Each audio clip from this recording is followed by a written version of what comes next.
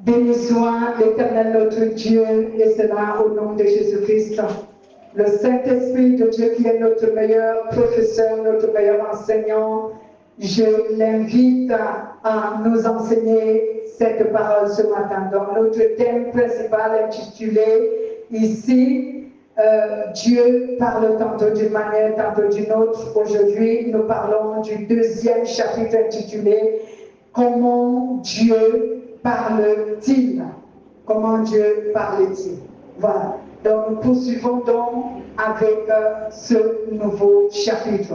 Comment Dieu parle-t-il?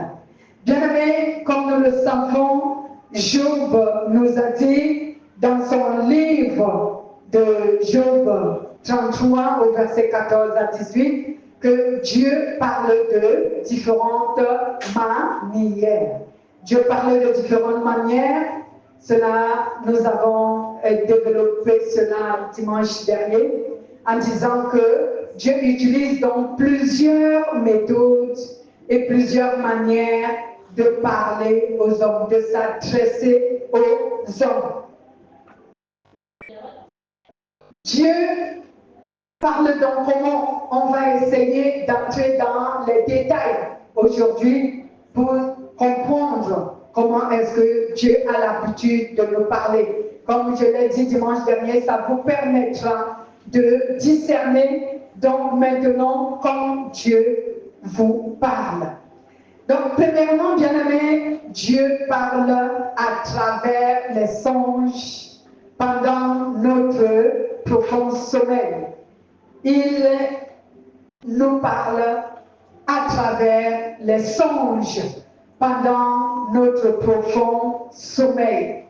Alléluia. Amen. Cependant, lorsque Dieu nous parle dans les songes pendant notre profond sommeil, à qui il parle? Quelle est la partie de notre être qu'il parle? À ce moment, il parle à notre âme. Alléluia. Amen. Donc, quand Dieu nous parle dans notre profond sommeil, quand nous sommes endormis, lorsqu'il parle à l'être humain, il s'adresse à notre âme. Amen. Amen. Il s'adresse à notre âme. Voici donc pourquoi, dans notre sommeil, nous pouvons nous voir que nous sommes en train de rêver. Il est bien vrai, ce n'est pas Dieu seul qui parle aux hommes dans les rêves, en songe. Mais nous pouvons apprendre ce que nous appelons, autant pour moi, c'est comment Dieu parle aux hommes, pas comment l'ennemi parle aux hommes. Amen. C'est pourquoi nous n'allons pas jusqu'à parler de comment l'ennemi parle aux hommes. Nous, on parle de comment Dieu parle aux hommes. Donc, premièrement, la première méthode, je ne dis pas que c'est la première, mais c'est la première que moi j'ai notée. Voilà, comprenez bien. Donc, Dieu nous parle donc à travers les songes. Pendant notre profond sommeil, à ce moment-là, il parle à notre âme. Amen. Nous pouvons prendre des références que certaines vous allez les lire à la maison parce que le Saint-Esprit m'a rempli de références qui vous permettront de comprendre et de voir des exemples. Alléluia. Genèse chapitre 31, verset 24 et Genèse chapitre 20, verset 3 à 7. Nous lisons la première référence. Genèse chapitre 31, verset 24 et Genèse chapitre 20 au verset 3 jusqu'à 7. Si vous êtes à la page, lisez 31, 24. Comme je l'ai dit, on ne va pas lire toutes les références, mais je vais vous les donner afin que vous puissiez les lire à la maison. Donc, Genèse 31, verset 24. Oui. Mais Dieu apparut la nuit en songe à Laban, l'Araméen, et lui dit, garde-toi de parler à Jacob, ni en bien, ni en mal. Non, vous lisez 24, c'est tout. Ni en bien, ni en mal. Ni en bien, ni en en mal. Aïe. Vous entendez comment Dieu parle, bien-aimé? La Bible dit que Dieu rencontra dans le songe, pendant que l'amant dormait, donc Dieu le visita et lui dit, garde-toi de parler à Jacob, que ce soit en bien, que ce soit en mal. Garde-toi de lui adresser une seule parole. Pourquoi? L'histoire, c'est que Jacob était chez Laban. Laban était son oncle. C'était le frère de Rebecca, la mère de Jacob. Donc, il avait travaillé là-bas chez lui et cet homme n'était pas tellement honnête avec Jacob au point où il l'a amené à épouser ses deux filles, alors que Jacob, ce n'était pas dans son plan d'épouser deux femmes, mais il s'est retrouvé qu'il voulait épouser deux femmes à cause de la malhonnêteté de son oncle.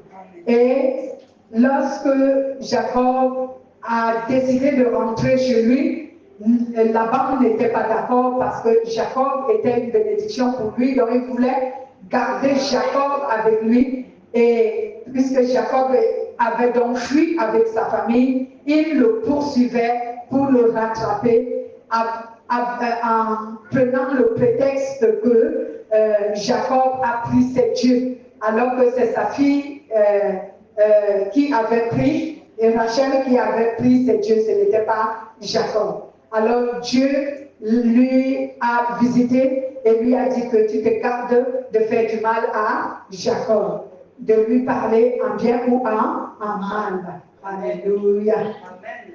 Voilà, donc Dieu parlait dans mensonge, c'était un exemple que nous prenons pour comprendre comment Dieu peut nous parler en songe. Donc, comme nous avons appris, quand Dieu te parle de cette manière, il parle à ton âme. C'est à ton âme qu'il s'adresse.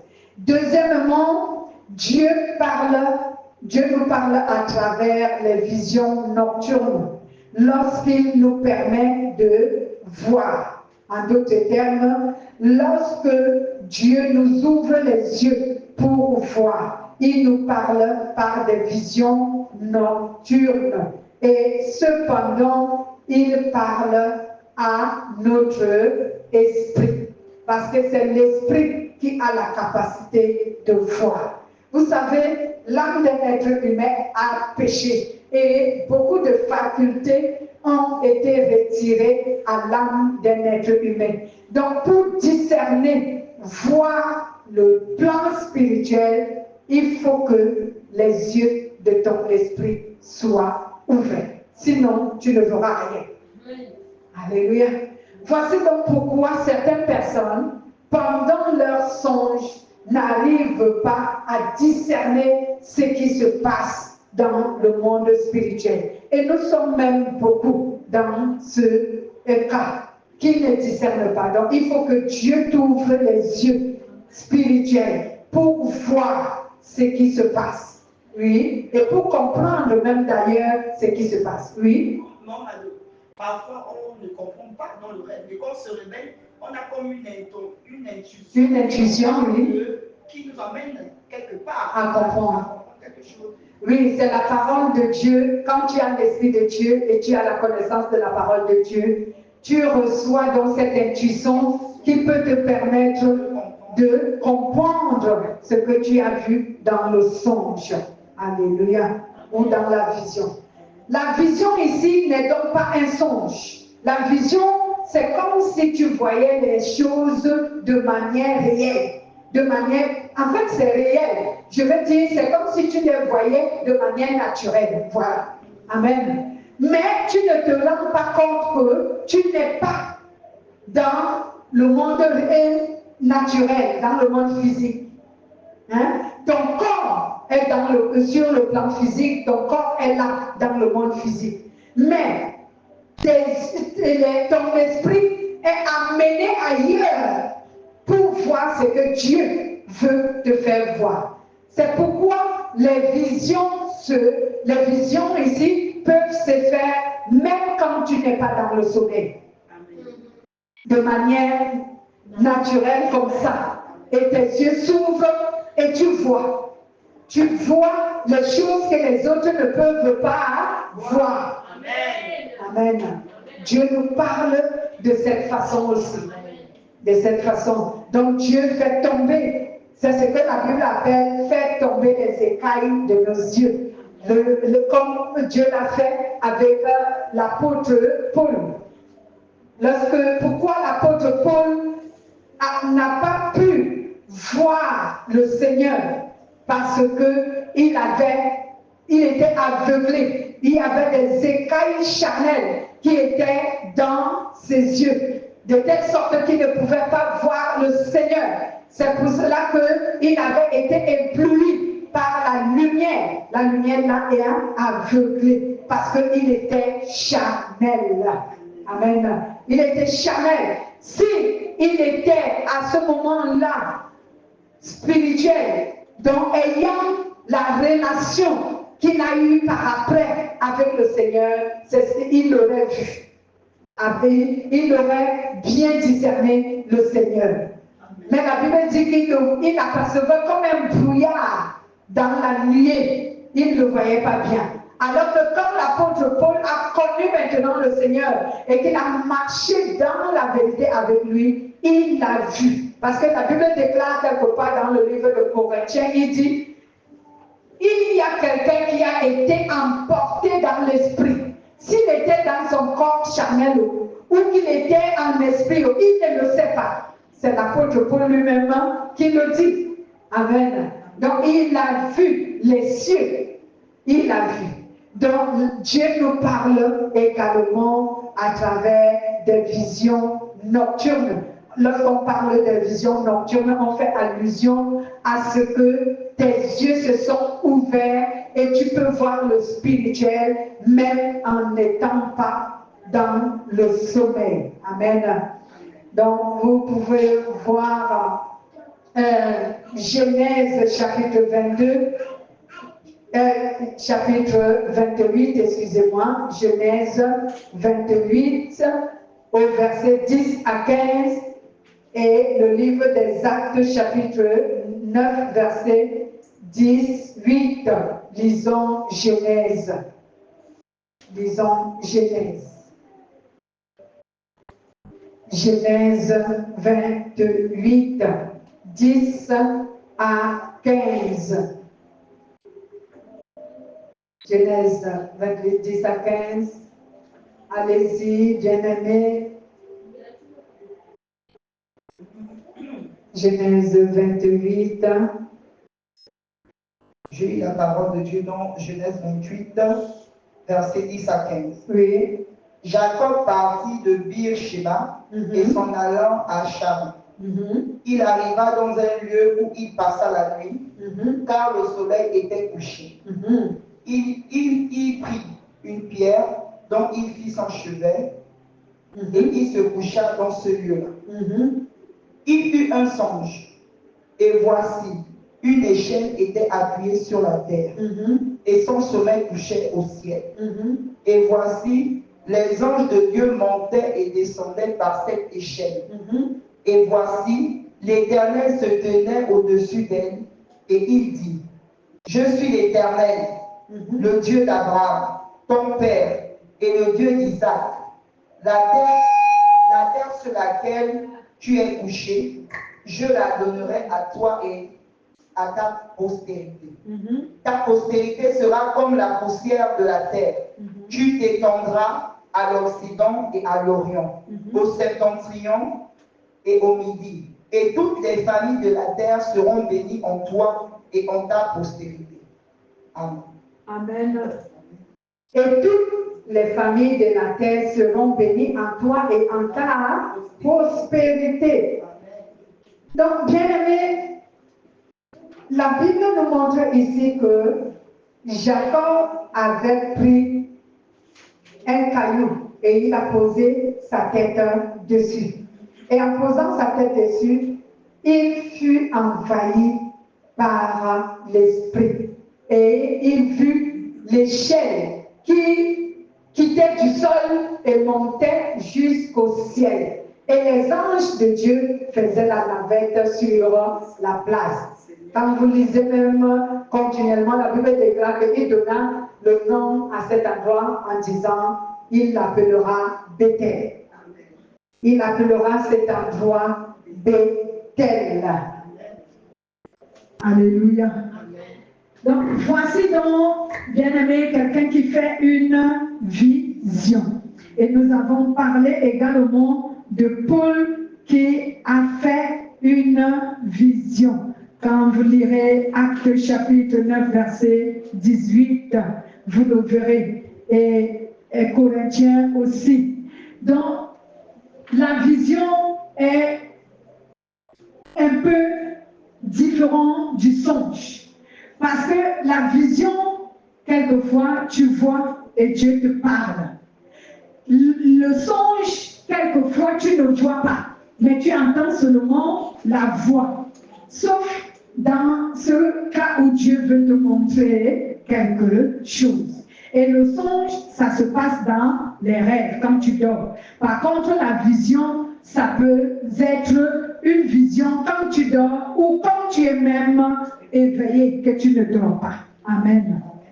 La troisième méthode que Dieu utilise pour parler aux hommes, il nous parle à travers les signes et les prodiges. Il nous parle à travers les signes et les prodiges. Lorsqu'il accomplit sa parole, à ce moment, il instruit notre intelligence.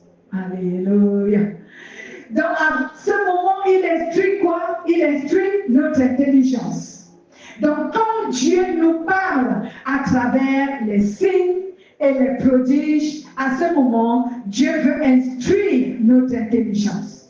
Parce que l'intelligence de l'homme est limitée. L'intelligence de l'homme est vraiment moindre. Pourquoi? Parce que Dieu donne à chacun avec une certaine mesure. C'est pour cela que quelque part, dans toujours Corinthiens, je crois au chapitre 12, l'apôtre Paul dit ceci, chacun de nous connaît en partie. Amen. Chacun de nous connaît en partie, aucun de nous ne connaît totalement. Car celui qui connaît totalement, ce n'est que Dieu.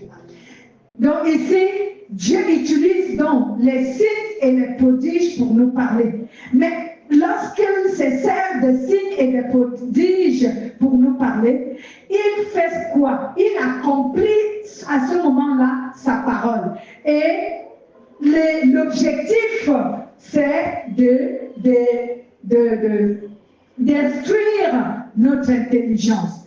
Car lorsque nous voyons des choses qui sont pour l'être humain impossibles à accomplir, cela renouvelle notre intelligence. Cela nous permet d'avoir un peu plus de connaissance. Alléluia. Donc, la connaissance est une instruction pour notre intelligence. Nous lisons Exode 3. Exode 3. Exode 3. Quand je dis 3, c'est tout le chapitre. Exode 19, 9. Et le livre de 1 Roi, chapitre 19, au verset 12 à 14. Je vais reprendre ces références. Exode chapitre 3, Exode chapitre 19, verset 9, 1 Roi chapitre 19 au verset 12 à 14. Amen. Nous allons donc bien lire Exode pour essayer de comprendre ce que Dieu nous dit sur Exode chapitre 3. C'est l'histoire de Moïse. Dieu nous parle à travers les signes et les prodiges. Je ne vais pas tout lire, mais je vais essayer d'avancer un peu. Moïse garde les moutons et les chèvres de Jéthro, son beau-père, le prêtre de Madian. Un jour, Moïse conduit le troupeau au-delà du désert et il arrive à l'Horeb, une montagne, la montagne de Dieu. Là, l'ange du Seigneur lui apparut dans une flamme au milieu d'un buisson. Moïse regarde, le buisson est en feu, mais le buisson ne détruit pas. Le buisson n'est pas en flamme. Mais Moïse se dit, je vais faire un détour pour voir cette chose étonnante. Le buisson n'est pas brûlé. Pourquoi donc le Seigneur voit que Moïse fait un détour pour aller regarder? Alors Dieu l'appelle du milieu du buisson. Moïse, Moïse. Moïse répondit, je suis là. Le Seigneur dit, n'approche pas du buisson. Enlève tes sandales parce que cet endroit est saint. Je suis le Dieu de tes ancêtres, le Dieu d'Abraham, le Dieu d'Isaac et le Dieu de Jacob. Moïse se cacha le visage parce qu'il a peur de regarder Dieu. Le Seigneur continue. J'ai vu la misère de mon peuple en Égypte. Je l'ai entendu crier sous les coups de ses chefs d'Égypte. Oui, je connais ses souffrances. Je suis donc descendu pour le délivrer du pouvoir des Égyptiens. Je veux l'amener d'Égypte. Je veux t'amener d'Égypte dans un pays beau. Je veux l'amener de l'Égypte dans un pays beau et grand qui déborde du lait et du miel. C'est le pays de Canaan, des Héthites, des Amorites, des Périzites, des Évitites et des Jébusiens. En effet, les cris des Israélites sont montés jusqu'à moi. J'ai vu aussi comment les Égyptiens les écrasent. Alors maintenant, je t'envoie vers le roi d'Égypte. Va et fais sortir mon peuple, Israël, mon peuple. Amen. Je vais m'arrêter là au verset 10. Donc ici, vous voyez, ce qui nous intéresse, c'est que le signe et le prodige à travers lequel Dieu a parlé à Moïse. Ce signe et ce prodige, c'était un feu qui brûlait dans le buisson. Mais le buisson lui-même, il ne se consumait pas.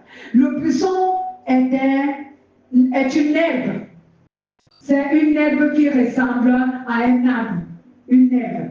Amen. Le feu est dans ce buisson. Mais, bizarrement, le buisson ne se consume pas. Donc, vraiment, Moïse est stupéfait, il ne comprend pas. Même moi, à la place de Moïse, je devais être stupéfait. Moïse ne comprend pas ce qui se passe. Comment se fait-il que une herbe est en feu, mais elle-même, elle ne se brûle pas, elle ne se consume pas? Moïse voulait donc, par curiosité, contourner et essayer de voir qu'est-ce qui se passait avec ce phénomène. Amen. Et Dieu qui connaît le cœur, Dieu a vu le cœur de Moïse, il a vu qu'il voulait contourner pour aller voir. Dieu lui a parlé au milieu du buisson. Alléluia. Dieu nous parle à travers les signes et les prodiges. Dieu a instruit à ce moment-là l'intelligence de Moïse, parce que Moïse ne savait pas que ces choses peuvent être possibles, qu'un buisson est en feu, mais lui-même il ne se consume pas. Alléluia. Donc avec les signes et les prodiges, Dieu nous parle pour instruire notre intelligence. Et lorsque Dieu instruit ton intelligence, c'est parce qu'il veut te donner plus de connaissances. Alléluia. Il faut que tu acquières plus de connaissances que tu en as. Alors, il peut te parler à travers un buisson, comme Moïse, ou alors à travers un signe et prodige. Lorsque Dieu nous parle également à travers des signes et des prodiges, quelquefois c'est parce qu'il veut nous encourager aussi, quelquefois c'est parce qu'il veut nous avertir, parce que certains signes et prodiges peuvent être très choquants lorsque Dieu les manifeste dans sa colère. Alléluia. Il y a Dieu qui avait ouvert la terre et un feu dévorant est sorti de la terre et il a englouti une quelconque partie du peuple d'Israël lorsqu'ils étaient dans le désert. C'était ainsi et des prodiges. Alléluia. Donc, quand Dieu veut te parler à travers un signe et prodige, soit c'est parce qu'il veut instruire ton intelligence, en permettant à ce que tu vois cela, ou dans cette instruction, il veut soit t'encourager, soit te donner un avertissement. Parce que l'instruction, c'est les deux. Soit on te donne un avertissement, soit on t'encourage. Amen. Quatrièmement, la quatrième méthode dont Dieu utilise pour nous parler, pour parler aux humains. Dieu parle donc à travers les Saintes Écritures. Lorsqu'il nous enseigne sa volonté, c'est la manière, c'est la méthode que Dieu utilise de plus en plus pour parler aux humains. C'est à travers sa parole. Lorsqu'il nous veut nous annoncer sa volonté. Et quand on dit à travers la parole, donc c'est à travers les enseignements, les prédications, comme nous sommes aujourd'hui en plein culte et Dieu, par son Esprit Saint, est en train de nous enseigner comment il parle. Donc, nous prenons donc la parole de Dieu et nous l'analysons, nous l'interprétons pour comprendre le message que Dieu veut nous enseigner sur comment est-ce qu'il parle aux humains. Amen. Donc, la manière dont Dieu utilise beaucoup plus pour parler, c'est à travers la parole, les prédications et les enseignements. Et quand il nous parle de cette manière, c'est parce qu'il veut nous enseigner sa volonté. Amen. Il veut nous instruire dans sa volonté. Lisons Jean chapitre 16, verset 3 à 15. Il y a également Psaume chapitre 107, verset 20. Et Jean chapitre 6, verset 63. Je répète et je vais recommencer, réitérer les versets. Jean 16, 13, 15. Psaume 107, 20. Jean 6, 63. Nous allons donc lire les livres de Jean. Lisons donc Jean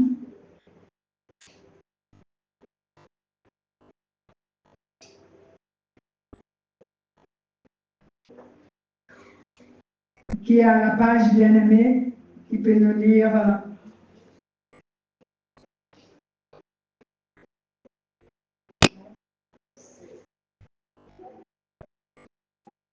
Jean 16. La parole de Dieu dans Jean 16, versets 13 à 15.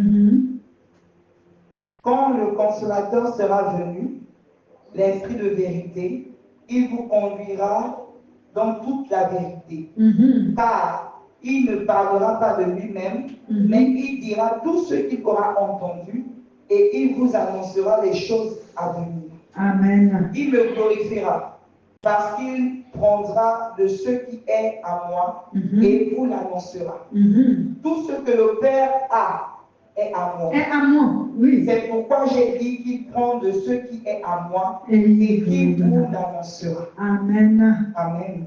Donc, quand ce consolateur sera venu, l'Esprit de vérité, qu'on appelle le Saint-Esprit, il vous conduira dans toute la vérité, car ses paroles ne viendront pas de lui-même, mais il parlera de tout ce qu'il aura entendu et vous l'annoncera les choses à venir. Lui, il me glorifiera parce qu'il prendra de ce qui est à moi et il vous l'annoncera.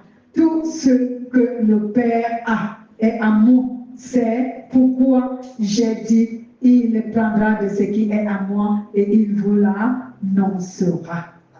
Psaume 110 au verset 20.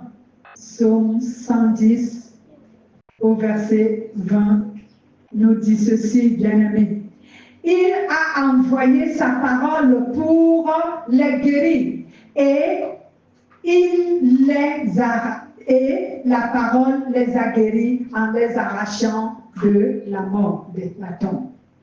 Amen. Donc ici, cette méthode, Dieu s'en sert beaucoup plus pour nous parler. Parce que, pourquoi Dieu se sert de cette méthode pour nous parler? Parce qu'elle est simple aux hommes de comprendre. Parce que certaines personnes, quand Dieu les parle dans les rêves, ils ont du mal à comprendre dans les songes. Les visions, ils ont du mal à comprendre. Quand il parle également à travers les signes et les prodiges, certains aussi ont du mal à comprendre. Mais quand on prêche comme nous sommes en train de prêcher, alors c'est probable que l'on puisse mieux comprendre. Amen. Dieu nous parle encore à travers les personnes intermédiaires. Lorsque nous ne sommes pas disposés à comprendre, ou encore lorsque nous ne sommes pas capables de comprendre, ou lorsque nous ne sommes pas remplis du Saint-Esprit. Il nous parle donc à travers les personnes intermédiaires. Je vais reprendre ce que je dis. Dieu nous parle à travers des personnes intermédiaires lorsque nous ne sommes pas disposés à le comprendre, ou encore lorsque nous ne sommes pas capables de comprendre, ou encore lorsque nous ne sommes pas remplis de l'Esprit de Dieu qui nous parle pour comprendre. Donc Dieu utilise donc certaines personnes. Et ces personnes-là, ils nous parlent à travers les paroles de connaissance, les paroles de sagesse. Il nous parle à travers l'exhortation, qu'on appelle les conseils. Il nous parle même à travers les prédications aussi et les enseignements. Amen. Donc, voici donc, oui. J'ai une question. Par exemple, les gens, je ne sais pas si c'est une vision, mais les gens, parfois, tu ne connais pas. Il faut parler fort. Tu ne connais pas la personne, vous ne vous connaissez pas. Oui. Mais la personne va commencer à te parler de ta vie. En fait, si la personne te dit que tu as un problème, tu es comme ça, en fait, te parler de ta vie. À cela, il faut faire attention. Ce sont des visions, mais de qui sont-ils? Là, il faut faire attention. C'est pourquoi je vous ai dit qu'il y a des méthodes ici que Satan aussi utilise pour parler. Mais comme ce n'est pas de Satan qu'on parle aujourd'hui, on va quand même s'édifier là-dessus. Mais aujourd'hui, nous parlons de comment Dieu parle. Mais je brosserai un petit résumé là-dessus pour ne pas que le chrétien soit confus. Amen. Donc, ce genre de visions peuvent être, et souvent même, vient des démons. Parce que quelqu'un qui s'élève, si quelqu'un, nous avons appris par le Saint-Esprit qui nous fait grâce dans cette assemblée, que lorsque quelqu'un n'est pas doté par le Saint-Esprit, tout ce qu'il te dit vient des hommes ou alors des démons. Parce que si quelqu'un n'a pas le Saint-Esprit, comment Dieu va-t-il l'utiliser pour te parler? C'est difficile. Je ne dis pas que ce n'est pas possible, parce que Dieu peut tout.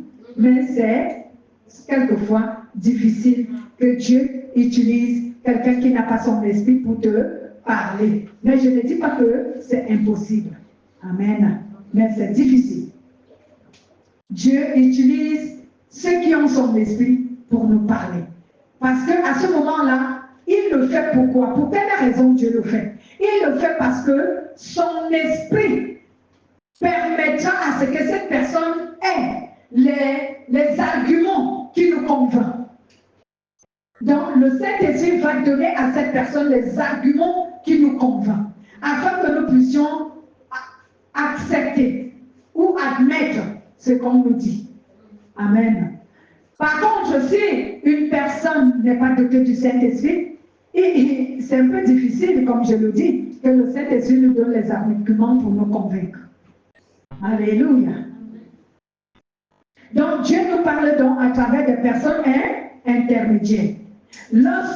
Pourquoi? Parce que quelquefois, Dieu voit que nous n'avons pas de bonnes dispositions pour comprendre ce qu'il veut dire. Alors, il utilise une personne intermédiaire qui saura nous expliquer ce que Dieu veut nous dire ou ce que Dieu veut nous donner comme instruction.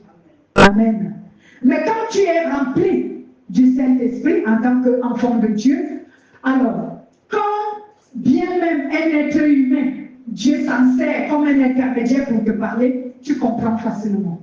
Si même Dieu te parle par l'Esprit, là aussi tu comprends. Parce que tu as le Saint-Esprit et tu es rempli de sa puissance. Alléluia. Lisons Actes chapitre 2, verset 18.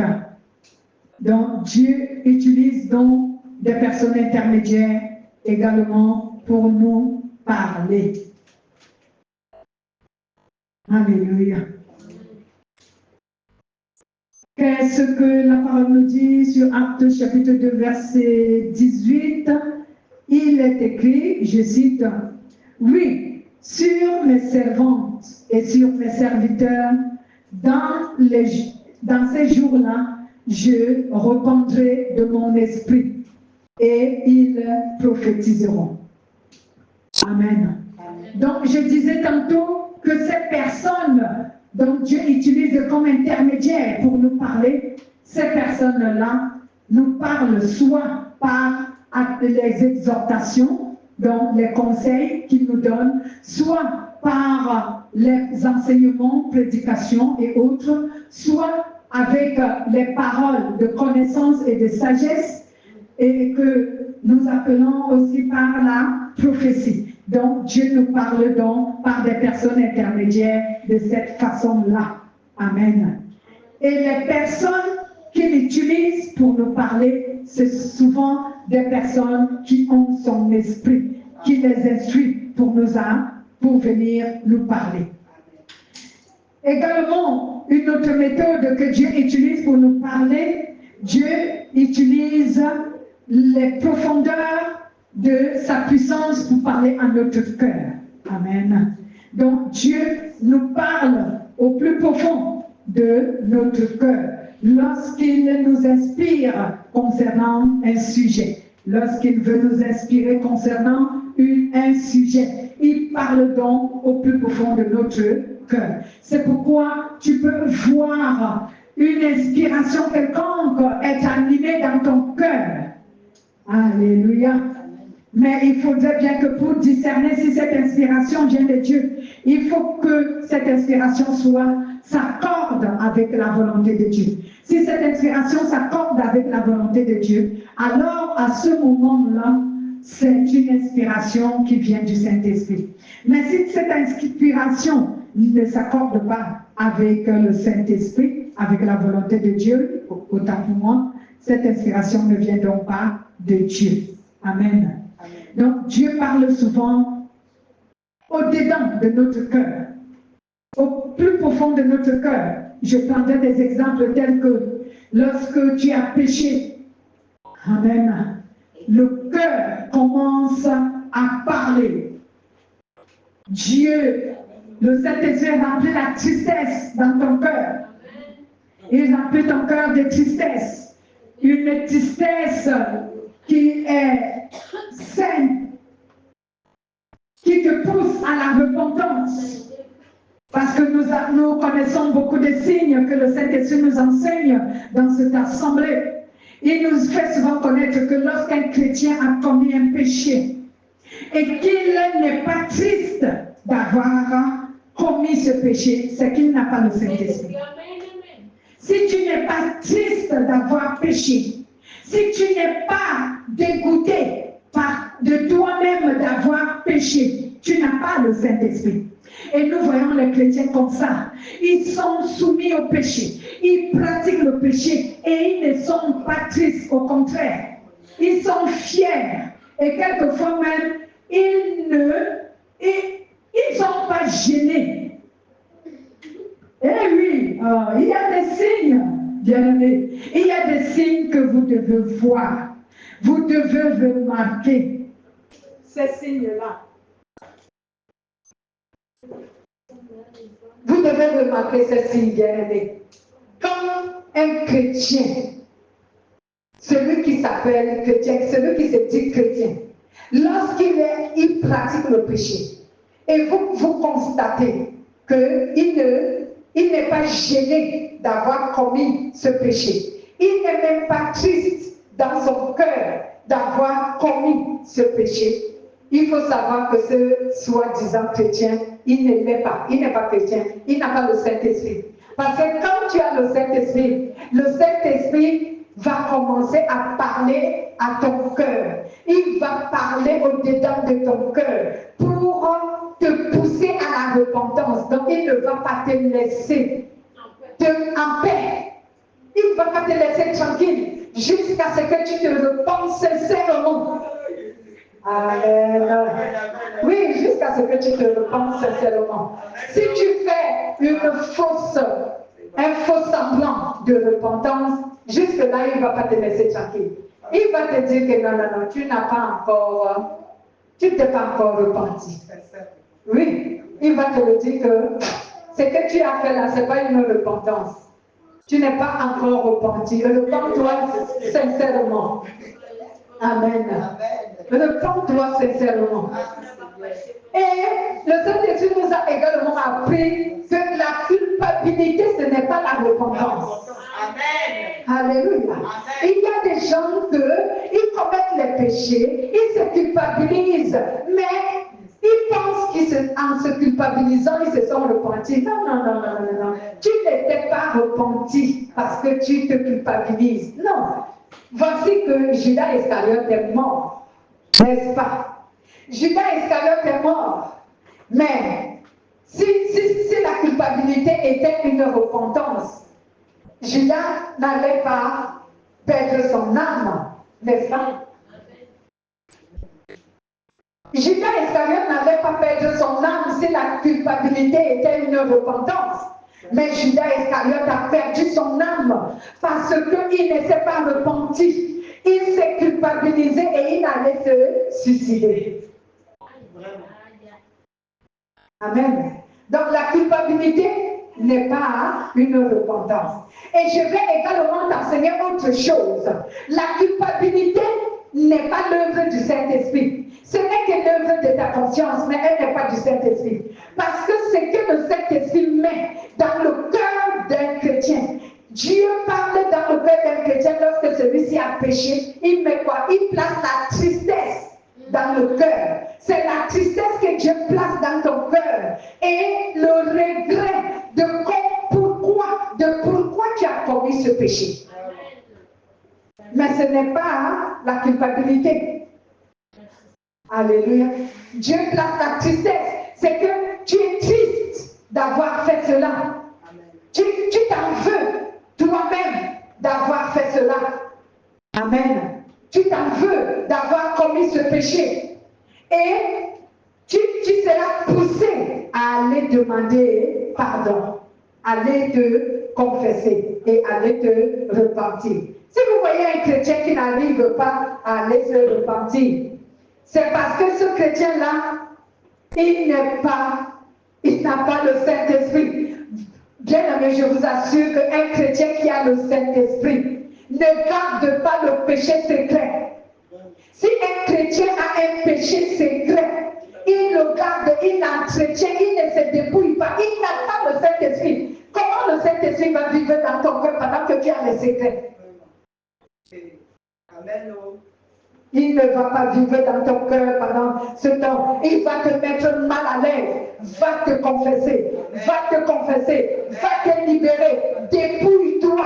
Enlève ce péché de ton cœur. Va te dépouiller. Dépouille-toi. Alléluia.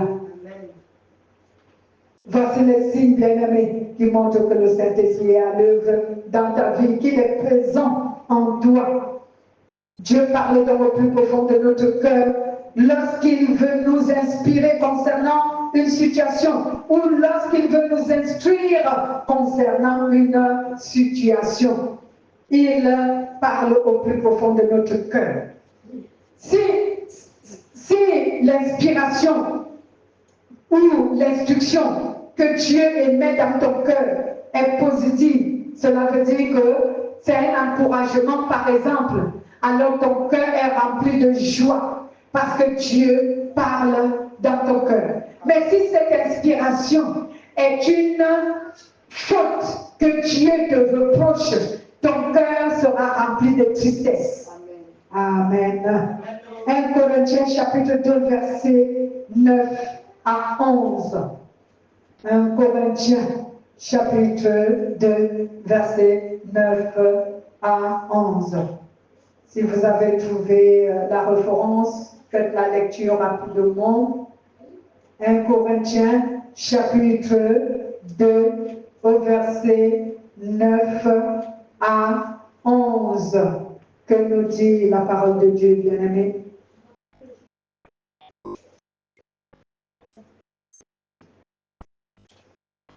Que nous dit la parole de Dieu? Allez-y.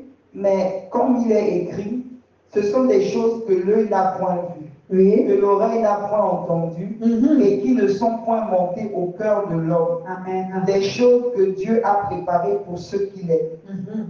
Dieu nous les a révélées par l'Esprit, car l'Esprit sonde tout, même les profondeurs de Dieu. Amen. Lequel des hommes en effet connaît les choses de l'homme, si ce n'est l'Esprit de l'homme qui est en lui. De même, personne ne connaît les choses de Dieu, si ce n'est l'Esprit de Dieu. Amen. Amen. Voilà. Donc, bien-aimé, qui donc parmi les hommes sait ce qui concerne l'homme, si ce n'est l'Esprit de l'homme? Et qui sait en lui ce qui concerne les choses de Dieu, si ce n'est l'Esprit de Dieu? Amen. Donc, quand Dieu veut donc parler à ton cœur, il fait quoi? Il inspire ce qu'il est de lui dans ton cœur, que ce soit pour t'encourager ou pour te corriger. Alléluia. Amen. Également, Dieu nous parle à travers les circonstances de la vie, lorsqu'il éprouve notre foi et qu'il la fortifie. Alléluia. Certaines personnes n'auraient pas su que les circonstances de la vie sont une manière pour Dieu de s'adresser, de parler à l'être humain. Donc, Dieu nous parle également à travers les circonstances de la vie, bien-aimé, lorsqu'il permet que notre foi soit éprouvée et qu'il soit fortifié.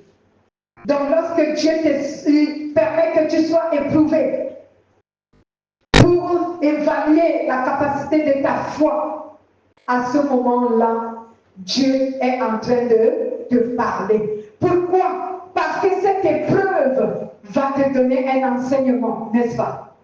Cette épreuve, si tu es alors conscient et que tu es vigilant, parce que certaines personnes, Dieu va les éprouver et ils ne seront même pas conscients que Dieu est en train de les éprouver, surtout lorsque ils n'ont pas une meilleure connexion avec le Saint-Esprit.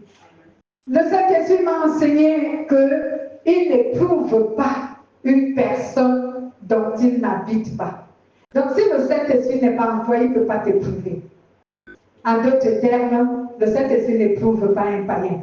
Il n'éprouve que le chrétien. Et de quel chrétien il s'agit? Celui qui a reçu le Saint-Esprit. Dites-moi, comment le Saint-Esprit va éprouver quelqu'un dont il n'habite pas? Il ne comprendra rien. Cette personne ne va rien comprendre. C'est un peu comme à l'école. Voilà. On nous enseigne, après on a des écoles. On nous évalue. Oui. Bien sûr, c'est un don. On appelle ça le don de l'esprit de discernement, donc discerner les esprits. Donc, nous étions ici à l'exemple qu'elle a donné que même à l'école, on nous fait des évaluations après nous avoir enseigné. Alors, si vous n'avez pas enseigné une personne qui n'est pas dans votre classe, comment vous allez l'évaluer? Vous ne pouvez pas l'évaluer parce qu'il n'est pas votre élève. Alléluia. Très bon exemple. Donc le Saint-Esprit aussi n'éprouve pas un chrétien qui n'a pas le Saint-Esprit. Donc, comme on a appris dans notre enseignement, les chrétiens de l'Église, les gens qui sont à l'Église mais qui n'ont pas le Saint-Esprit, le Saint-Esprit ne peut pas t'éprouver parce qu'il ne peut pas t'évaluer. Tu n'es pas son élève. Et Dieu soit béni. Je bénis Dieu parce que vous comprenez maintenant toutes ces choses. Nous là, nous sommes en danger. Ah ben oui. Le Seigneur m'a dit que je connais, j'ai la connaissance. Mais donc, est-ce qu'il est en danger? Mais oui, la Bible, quand tu connais, tu es en danger. La Bible même le dit, les Écritures le disent. La Bible déclare que Dieu demande beaucoup à celui qui l'a beaucoup donné. Donc si tu connais la vérité, tu as le Saint-Esprit. Dieu est exigeant envers toi. Voici donc pourquoi, quand le Saint-Esprit parle par ma bouche ici de manière sévère, parce que le Saint-Esprit sait que depuis des années, vous avez emmagasiné pas mal de connaissances sur ce qu'il vous enseigne dans cette église. Et il sait que chacun de vous est censé avoir le Saint-Esprit. Donc vous n'avez pas le droit de pratiquer le péché. Vous n'avez pas le droit de vous soumettre au péché consciemment et intentionnellement parce que vous avez la connaissance et vous avez le Saint-Esprit. C'est pourquoi il est exigeant et sévère envers vous. Alléluia. Comme dimanche dernier, lorsque le Saint-Esprit, par ma bouche, s'est attristé, que quand on parle à quelqu'un pour lui faire connaître ses erreurs, il vient réclamer que pourquoi tu me parles en public, pourquoi tu me parles devant les enfants, pourquoi tu me parles. Mais le Saint-Esprit t'attend parler et il voit que tu ne veux pas mettre en pratique ce qu'il te dit. Alors, qu'est-ce qu'il se passe? Dieu dépouille les gens. Alléluia. Dieu, il est un père, comme je vous ai dit, mais Dieu est aussi un maître. Donc faites attention. Dieu n'est pas seulement un père, mais Dieu est aussi un maître. Donc quand Dieu t'a parlé comme un père, il ne fait que te conseiller. Il ne fait que te conseiller, tu n'écoutes pas. Fin de compte, Dieu va commencer à te parler comme un maître. Donc quand un maître parle, il parle avec sévérité. Amen.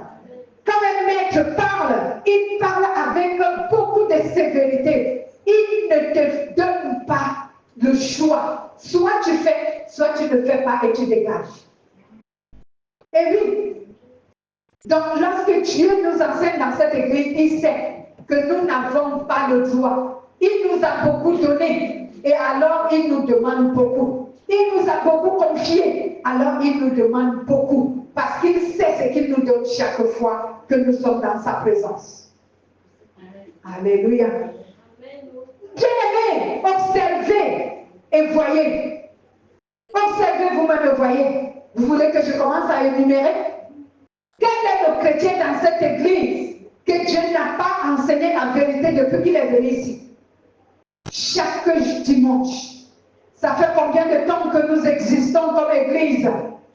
Ça fait bientôt 15 bonnes années que nous existons comme église. Et beaucoup sont ici, d'autres sont ici, ça fait 15 ans. D'autres sont ici, ça fait 10 ans. D'autres sont, et tu vas me dire que depuis 10 ans, depuis la parole que Dieu te donne, tu n'as pas acquis la connaissance et tu n'as pas pris la décision de marcher dans la vérité. Et quand nous regardons à nos vies, est-ce que Dieu n'a pas donné les bénédictions charnelles à chacun de vous? Assieds-toi. Est-ce que Dieu n'a pas donné la bénédiction charnelle à chacun de vous? Tout ce que les êtres humains cherchent de manière charnelle, Dieu a donné à chacun de vous la plupart de cela. Qu'est-ce que vous lui réclamez? Qu'est-ce que vous lui reprochez? Pour désobéir, vous n'avez pas le droit. Et oui, vous n'avez pas le droit. Parce Parce que de manière spirituelle, Dieu vous a encadré. Il vous protège. Il vous donne la connaissance de sa volonté. De manière charnelle, il vous a béni. Vous demandez quoi à Dieu? Certains d'entre vous ici, vous avez les maisons. Vous avez construit, non? Vous louez. Certains d'entre vous, vous êtes mariés. Certains d'entre vous, vous avez les enfants. Vous avez le travail. Vous avez les comptes en banque. Vous avez les voitures. Vous demandez quoi à Dieu? Pour dire que Dieu ne vous a pas donné et que vous vous rebellez contre lui. Mais laissez ça aux gens que Dieu n'a jamais fait quelque chose pour eux. Mais franchement, vous n'avez pas raison.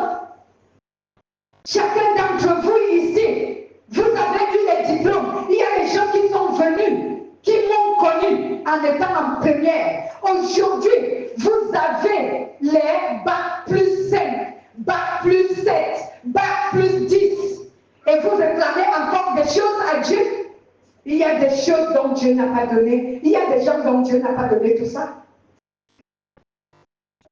Vous n'avez pas le droit. C'est pourquoi, quand Dieu nous donnait l'exhortation aujourd'hui, pendant que nous chantons, que quand le vent de la tempête vient, observe le bienfait de Dieu. Essayez un peu de faire le tour et le bilan et regardez ce que Dieu vous a donné. Qui de vous ici n'a pas obtenu une bénédiction de la part de Dieu? Il me là, si je te parle encore une seconde fois, lève-toi et va t'asseoir là-bas. Et tu ne bouges plus de là jusqu'à la fin du culte. Donc, bien-aimés, nous n'avons pas de droit dans cette assemblée de désobéir. On n'a pas le droit.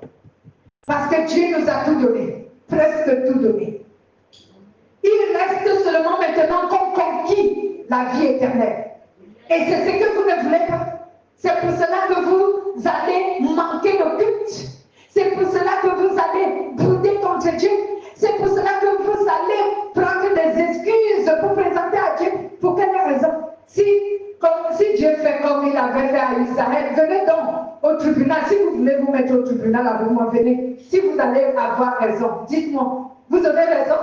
Si Dieu commence à compter entre nous, arrêtons d'être égoïstes et ingrats. Ça, c'est de l'ingratitude. Alléluia. C'est de l'ingratitude.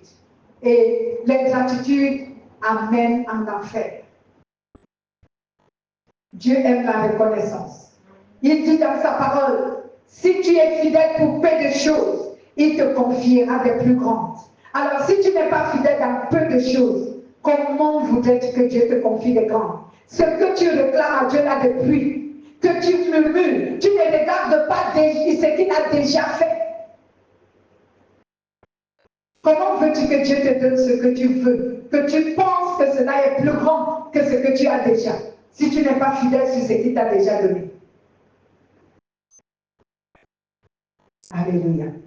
Donc Dieu nous parle également à travers les circonstances de la vie. Il nous éprouve pour évaluer la qualité de notre foi.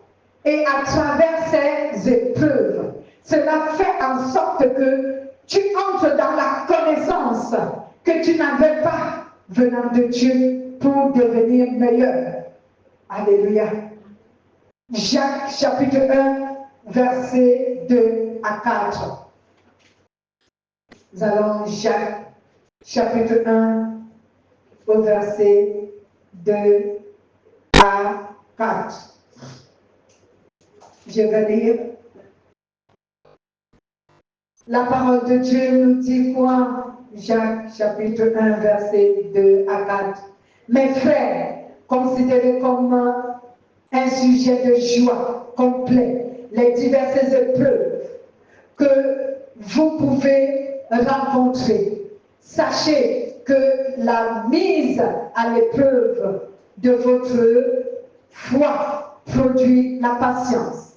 Mais il faut que la patience accomplisse une œuvre parfaite afin que vous soyez parfait, accompli et qu'il ne vous manque rien. Amen. Il faut donc, bien-aimés, nous soyons heureux, il faut que nous soyons fiers d'être éprouvés par Dieu. Parce qu'à travers cette épreuve, Dieu nous parle, il nous instruit. Alléluia. Il nous forme et il nous fortifie. Il nous façonne et il nous donne la possibilité de grandir en maturité spirituelle. Amen. Voici donc comment Dieu nous parle. Et la dernière façon que Dieu nous parle, dont j'ai énuméré, Dieu nous parle de manière audible. Dieu nous parle de manière audible lorsqu'il veut que nous parlons vis-à-vis. Oui, lorsque Dieu veut nous parler vis-à-vis, il nous parle de manière audible.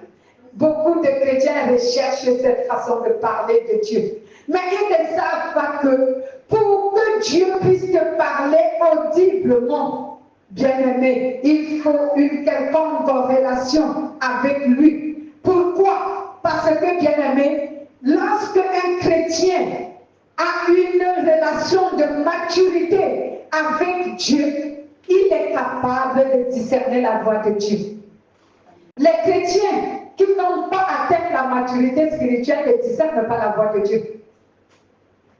Alléluia. On va en parler lorsque nous allons étudier notre 4e chapitre dont je vous dis ici, comment savoir que c'est Dieu qui me parle. Comment savoir que c'est Dieu qui te parle? Tu vas apprendre cela lorsque je vais t'enseigner ce chapitre. Amen. Comment discerner que c'est Dieu qui te parle? Donc, bien aimé, la manière que Dieu nous parle, c'est aussi une manière audible. Donc, Dieu nous parle aussi de manière audible. Lorsqu'il veut nous parler vis-à-vis, cela veut dire qu'il parle et tu réponds. Il parle et tu peux lui répondre. Alléluia.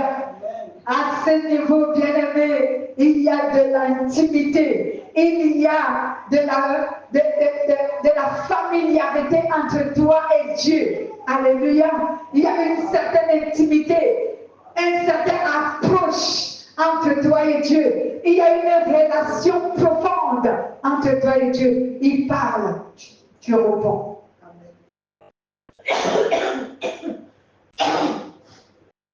Ou encore toi, tu parles et lui répond. Nous avons vu l'exemple de Moïse, l'exemple d'Abraham. Lorsque Dieu parlait à Moïse, Moïse pouvait répondre et Dieu pouvait aussi répondre aux questions de Moïse. Parce que Moïse avait une certaine intimité avec Dieu. Alléluia.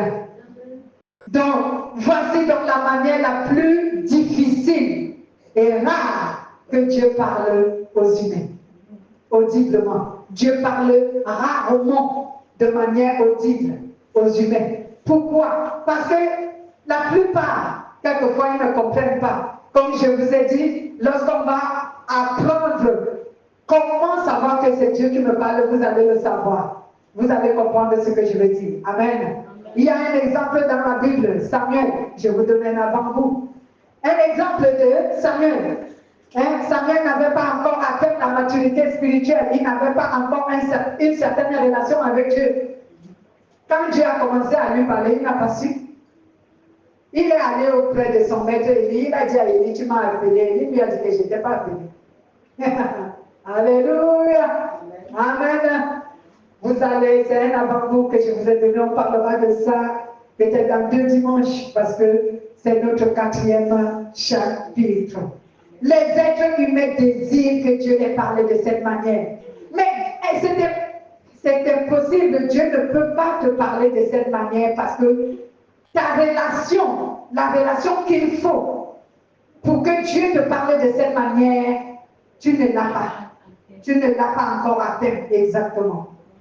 Il faut atteindre une quelconque relation avec Dieu, une certaine approche avec Dieu, une certaine intimité avec Dieu, afin que Dieu te parle de cette manière. Amen. Genèse 12, 1 à 3. Genèse 17, 1 à 8, vous lirez à la maison. Dieu connaît toutes les langues des hommes. Il parle à chacun selon la langue qu'il comprend ou selon le langage qu'il comprend. Donc, Dieu connaît toutes les langues des hommes. Tout le langage des hommes, Dieu connaît. Et Dieu parle à chacun selon la langue qu'il comprend ou selon le langage qu'il comprend. Amen. Prenons un exemple. Lorsque Dieu veut parler à un anglophone, il ne va pas lui parler en français, il va lui parler en anglais parce qu'il sait que c'est ce qu'il comprend. Amen. Lorsque Dieu veut parler à quelqu'un qui parle zébé et qui ne comprend pas français, Dieu ne va pas lui parler en français parce que Dieu sait qu'il ne comprend pas. Dieu va lui parler en zébé. Alléluia.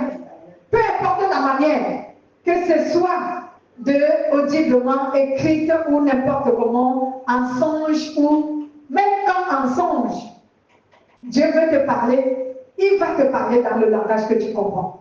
Que ce soit par les visions que Dieu veut te parler, il veut te parler dans le langage que tu comprends. Que ce soit par les signes et les prodiges, il va utiliser ce que tu comprends.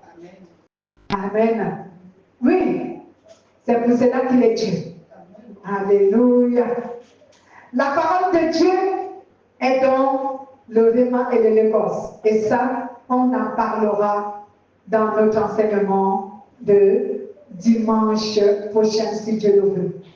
Le Réma et le Logos.